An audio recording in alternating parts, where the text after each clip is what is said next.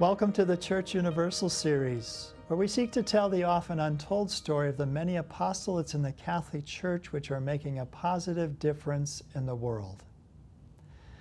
The COVID pandemic has raised many new moral questions for us that need answers, such as, can I take a vaccine associated in any way with abortion-derived cell lines? Or, can organizations oblige their workers to take the vaccine?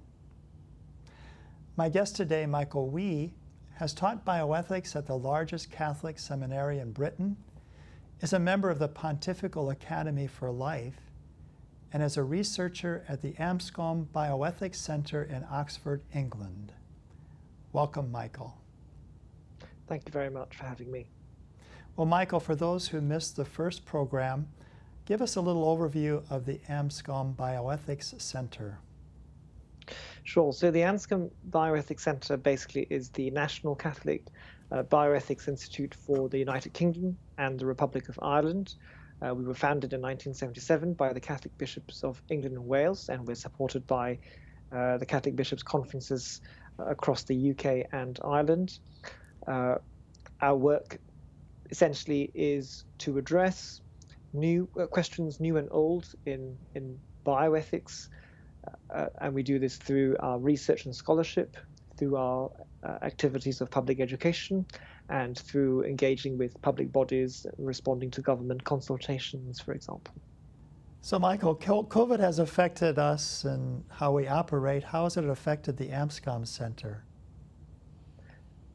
Well, for a start, all of us have been working from home since March 2020. I'm giving this interview via Skype from my own house, for example. We've all been working remotely and learning to work in new ways. In some ways, that's been a benefit to our work, especially our work of public education, being able now to offer events, seminars over Zoom, for example, and having people around the world, around the UK and Ireland, joining us, whereas previously people might have had to take a train or fly in order to just come for a 2-hour event or a day conference. To be able to do that from the comfort of your living room, yes, I think that's been a huge benefit for us in terms of the people we've been able to reach. But I suppose more importantly, our work has also been changed by the new questions thrown up by the COVID-19 pandemic. Obviously, we're not quite affected in the way that healthcare professionals are. They truly are at the front line of this pandemic, and we're grateful for all that they've done. But at the same time, the faithful and members of the public at large have been turning to different sources of authority, their pastors, their religious traditions, and indeed for Catholics, to Catholic priests and to scholars of bioethics, for their perspectives on the different ethical and policy questions thrown up by the pandemic, such as whether it's got to do with lockdown or vaccine, something else entirely. That's one of the things I like about your website, your homepage. You have the current issues, and often there's a video there with an interview discussing that very topic. And I saw one with you and Dr. Helen Watts discussing the legitimacy of using the vaccine with a connection with abortion-related cell lines. Yes. So, well, first of all, on our website, I should say, we put out a number of different kinds of resources, and sometimes, particularly when there's when there's a topic that is coming up in breaking news, we try to do a short interview, for example, to explore some of the ethical questions, and we've done one for vaccine passports. And prior to that, we did another interview. Well, I did that interview on the question of COVID vaccines and fetal cell lines. I mean, this became a very topical question among Catholics very early on in the pandemic, even before I think any of the vaccines were approved by any national regulators in the world. There was already talk about how some of these vaccines may or may not involve the use of fetal cell lines. This is not a new question. in itself, as there have already been vaccines, typically vaccines given to children, given to infants, that some of which were developed using fetal cell lines. There are other vaccines which aren't. Some vaccines are completely cell-free, and so on top of the question of which of the COVID-19 vaccine candidates would prove to be the most effective, there was which is a question of clinical efficacy. There was that additional moral question of which ones did involve the use of fetal cell lines at any stage of production and which ones did not.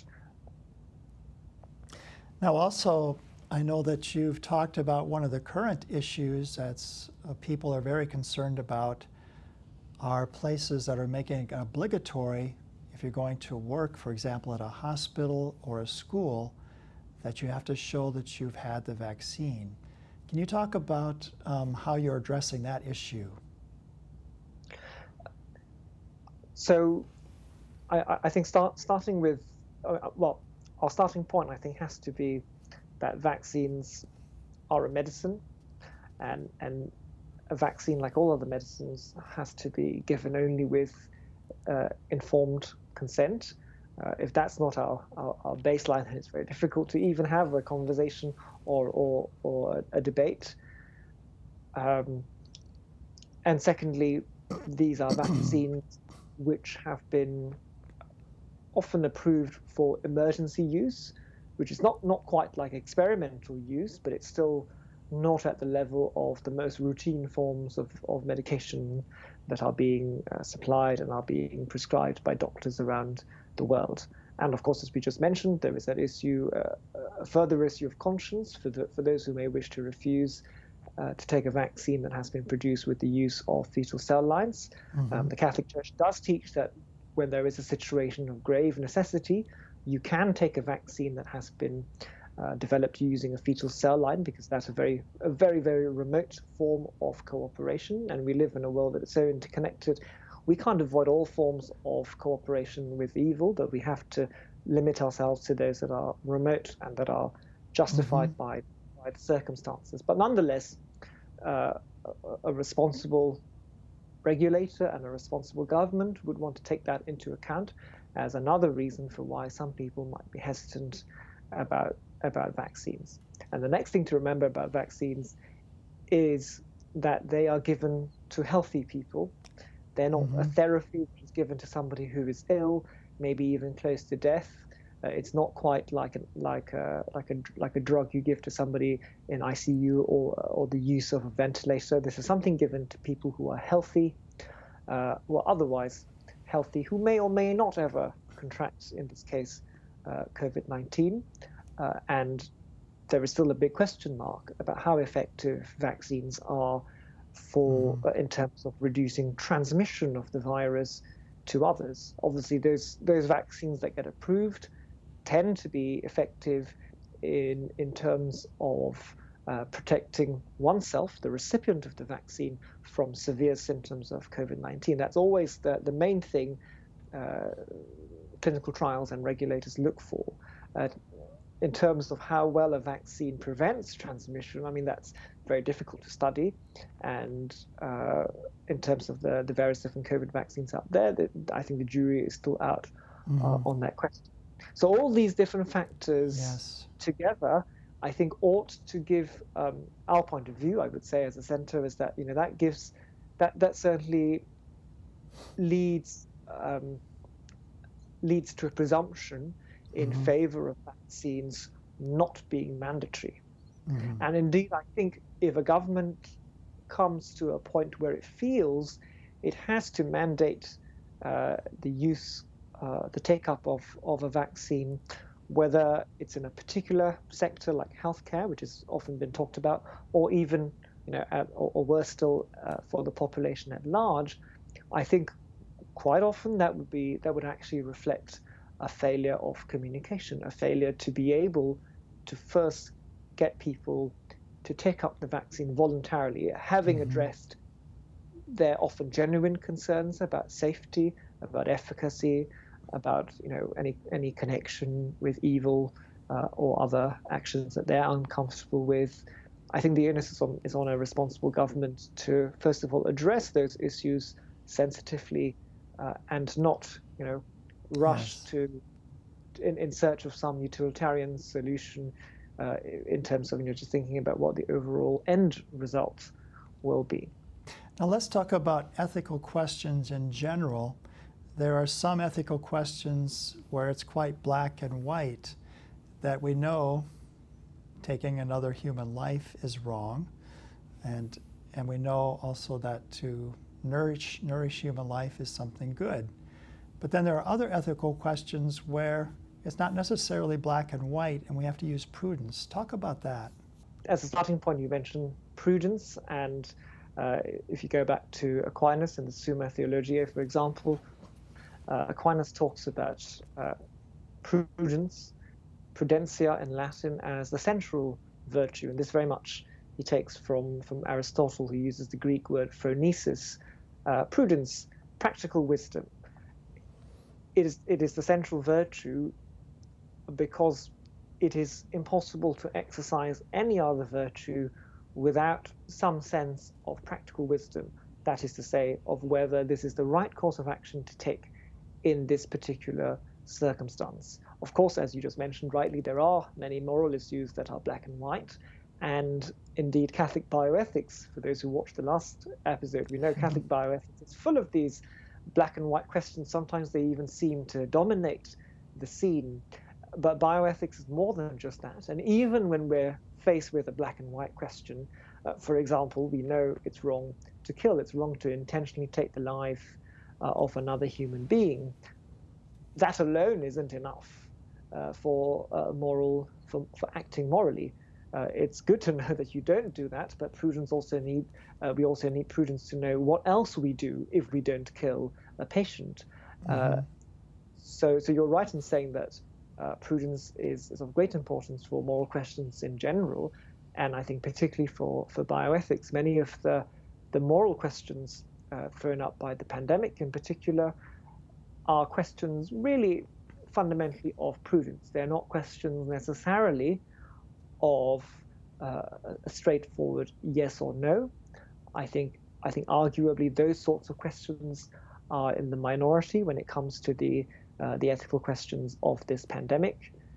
And many of the questions, whether it's, the most obvious one to my mind would be what level of restrictions you impose on a population in the name of public health in order to control a pandemic. I think we can all think of some red lines that a government should never cross, but quite apart from that, there's a question of whether it's mask wearing, closing the shops earlier, suspending school for a short period or a longer period, or not suspending school at all. These are questions of prudence.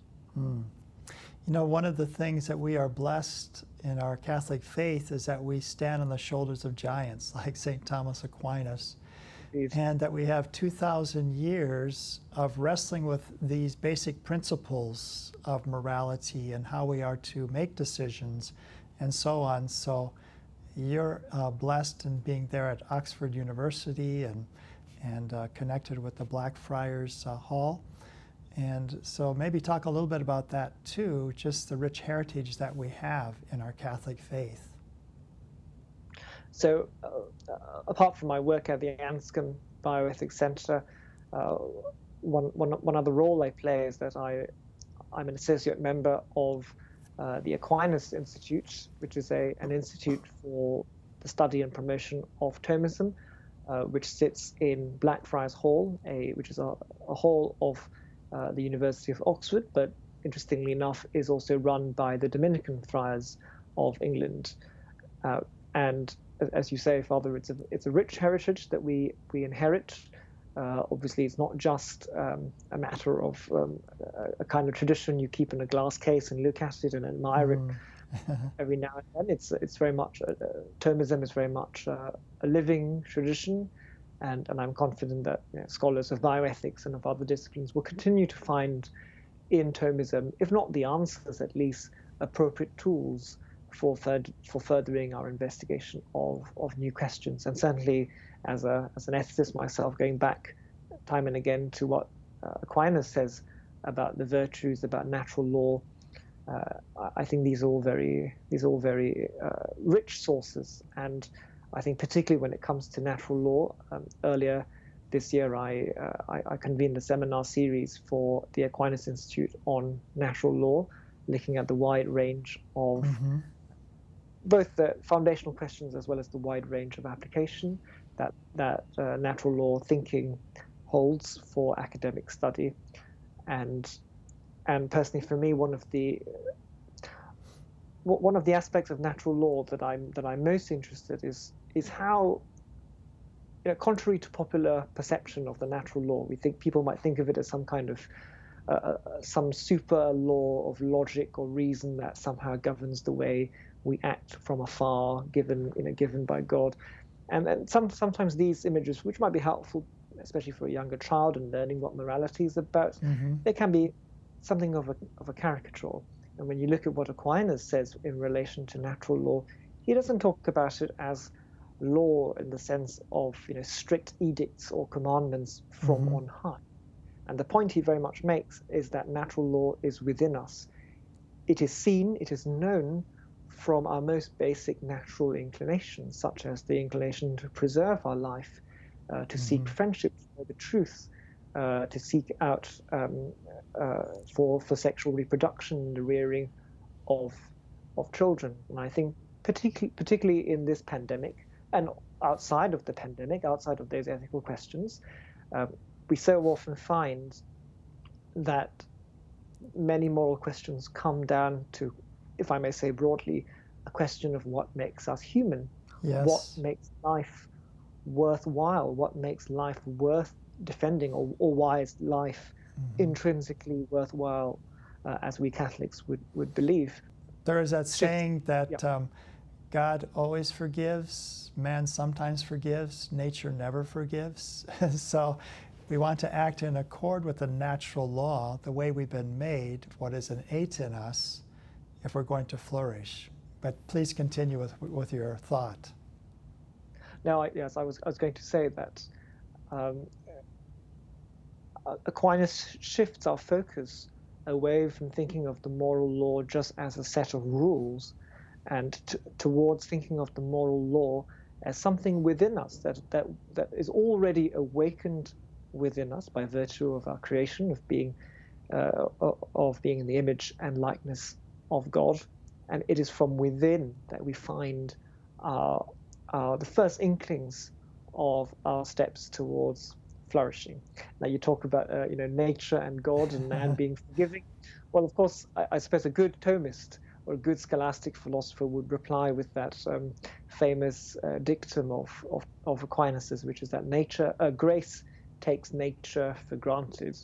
And so even before, in a way, before we talk about the supernatural order by the divine gift of grace, we need to first, and I don't mean first in terms of chronologically, but first conceptually, we do need to explore what it means to be human. It was the natural law was famously called the first grace by Lucidus the presbyter when he recanted of certain heresies. It's interesting to talk about nature as a form of grace, because we think of these two as almost opposing elements in the divine economy. But in fact, our whole creation is in itself a grace from God, if for no other reason that our creation was not necessary, not strictly necessary from the point of view of logic, but as Benedict put so beautifully, it's necessary from the point of view of love, because each of us is a thought of God. Beautiful. Let's talk a little bit about your name, Anscombe. Where does that come from? So the Anscombe Bioethics Center, well, in fact, we used to be called the Lineker Center for Healthcare Ethics, named after Thomas Lineker, who was a physician to King Henry VII, not Henry VIII. Good. Although they look very similar when written down, Henry VII and VIII. But in 2010, which is when the center moved to Oxford, it was decided that the center should be renamed at the time, and the name that was chosen was Anscombe. We were renamed the Anscombe Bioethics Centre in 2010. And that's partly because of our location, because the centre had moved to Oxford, and also because of the Catholic intellectual heritage that we seek to promote and build on, and which in some ways I think is represented by the figure of Elizabeth Anscombe, an English Catholic philosopher who was born in 1919. She died in 2001. So she very much was a figure of the 20th century, often considered one of the greatest women philosophers, and indeed one of the greatest philosophers in general of the 20th century. And the interesting thing about Elizabeth Anscombe, for me personally, I think for many of my colleagues, is that she is somebody who was revered and celebrated both among Catholics and among secular or ordinary academic philosophers. And that's not so common these days, or perhaps not so common even in her time, but particularly today, as we witness sometimes when you are doing work, academic work included from a Catholic perspective, it's very easy to be pigeonholed into a Catholic box. You're doing Catholic things, and the rest of us do the real things, or whatever else that they might think of it. And Anscombe was an intellectual figure who was celebrated for her work in logic, in the philosophy of action, in the revival of virtue ethics among people some of whom might be more sympathetic to Catholicism, and others completely not at all. She wrote a paper called Modern Moral Philosophy, which kickstarted the rebirth of virtue ethics in the 20th and 21st centuries. But she was also well known for her defense of human life. She was very outspoken about Catholic teaching, and also was well known for an essay she wrote entitled Contraception and Chastity.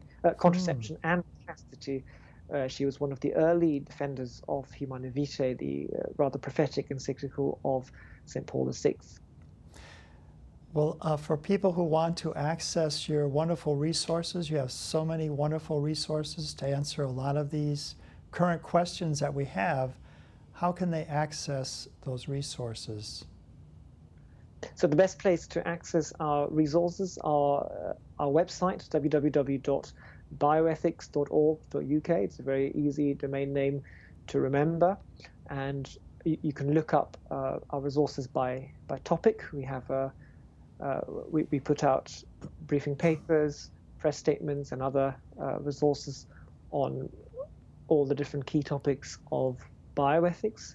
And we've also launched a new section called Bioethics in Brief, which goes through all of the major topics in Catholic bioethics, but in a bite-sized manner. So there are the more scholarly resources and those that deal with subjects in breaking news, subjects in new questions from emerging technologies, and we also go back to the basics, to the fundamentals in a brief and accessible format. That's all on our website. Wonderful.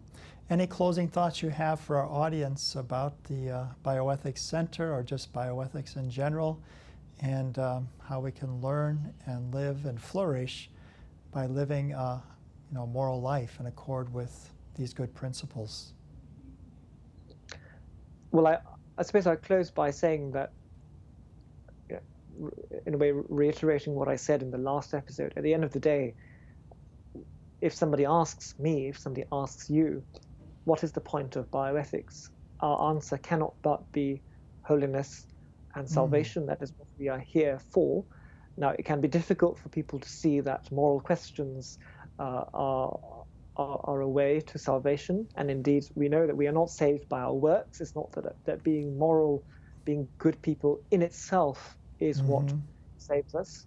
But first of all, the formation of consciences, understanding the Church's teaching on difficult moral questions can sometimes, I suppose, remove obstacles to grace in the conversion of souls. It can be a very important resource for evangelizing others. And also, it is part of our response to God's grace, to the first grace of our nature, and to, you might say, the second grace of our salvation through Jesus Christ. That bioethics, living in a moral way, with respect to human life, to human dignity, to human sexuality, and all other associated aspects of the person, body and soul. That is our response of gratitude to God. Well, Michael, I've really enjoyed our 2 interviews, and I've learned a lot. I hope our viewers have as well. So I appreciate your efforts and the work of the Anscombe Bioethics Center. God bless you. Thank you very much, Father. The COVID pandemic has raised numerous moral questions we need answers to. Centers like the Anscombe Bioethics Center in Oxford, England, or the National Catholic Bioethics Center in Philadelphia help us to make the right decisions in our ever-changing world. Form your conscience in the truth, and you will flourish, and you will live in the light of God. We will see you again this time next week for another episode of the Church Universal.